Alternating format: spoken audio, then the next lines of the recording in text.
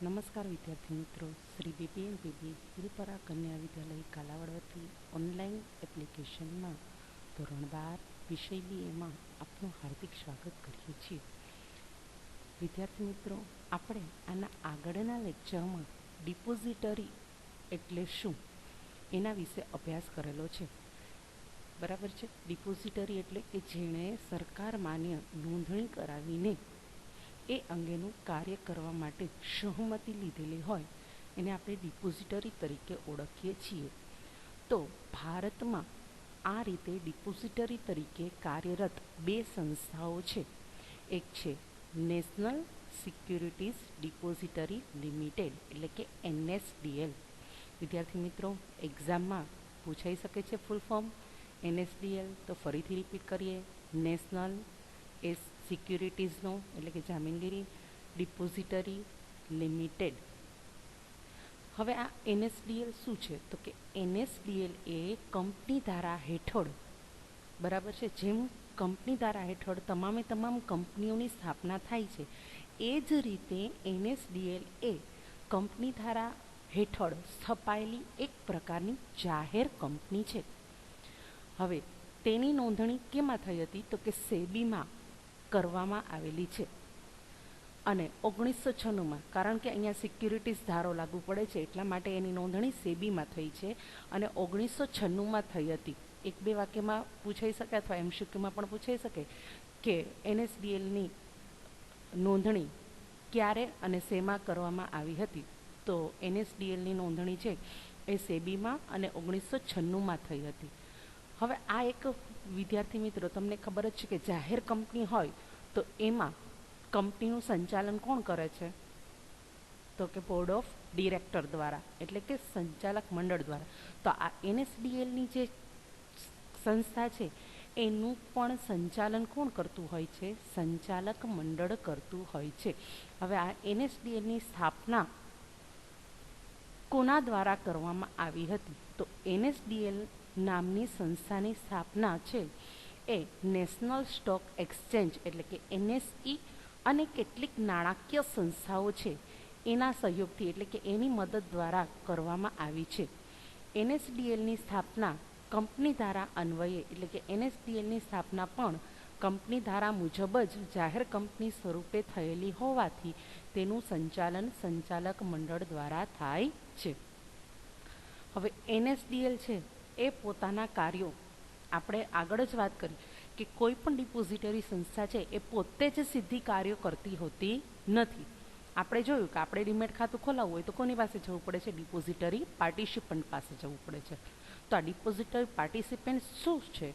તો આ depository participant છે એ આ જે ડિપોઝિટરી છે એ અને જે રોકાણકાર છે એ બેયને જોડતી કડી છે.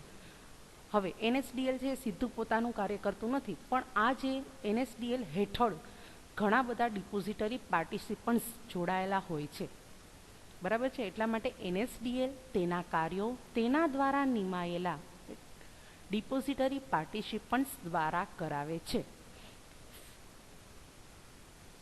જેમ કે તમે ખાતું ખોલાવવા જાઓ, તમે ડિપોઝિટરી પાર્ટિસિપન્ટ્સ પાસે ખાતું ખોલાવવા માટેની અરજી કરો છો અને ફી ચૂકવો છો. બરાબર છે.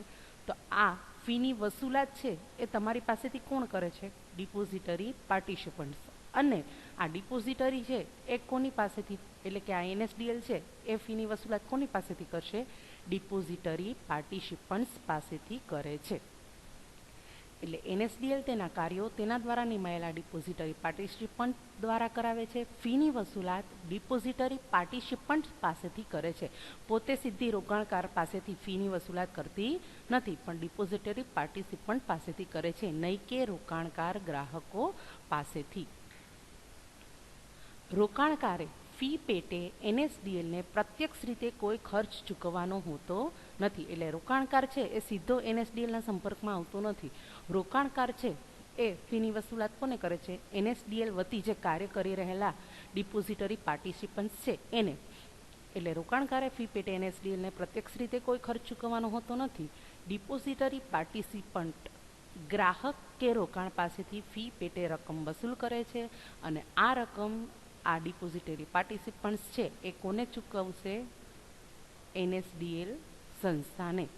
હવે આ સંસ્થા, હવે આ NSDL છે એ કયા કયા કાર્યો કરે છે, શેના માટે એની સ્થાપના થયેલી છે?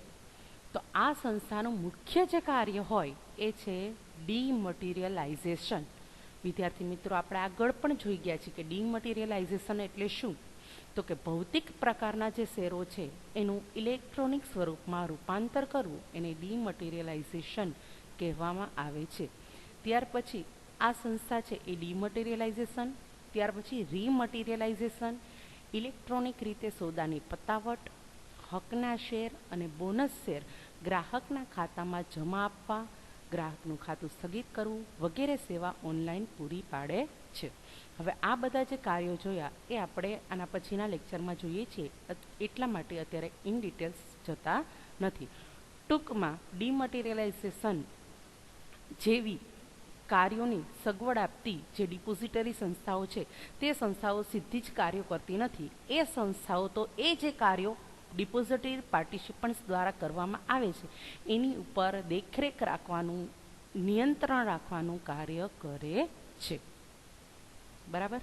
ત્યાર પછી છે બીજું સેન્ટ્રલ ડિપોઝિટરી સર્વિસીસ કાઉન્સમાં ઇન્ડિયા લિમિટેડ, CDSL તરીકે જેને આપણે ઓળખીએ છીએ. તો CDSLનું ફૂલ ફોર્મ પણ પૂછાઈ શકે છે, central depository services India limited, એટલે કે જે આખા ભારત દેશમાં કાર્યરત છે.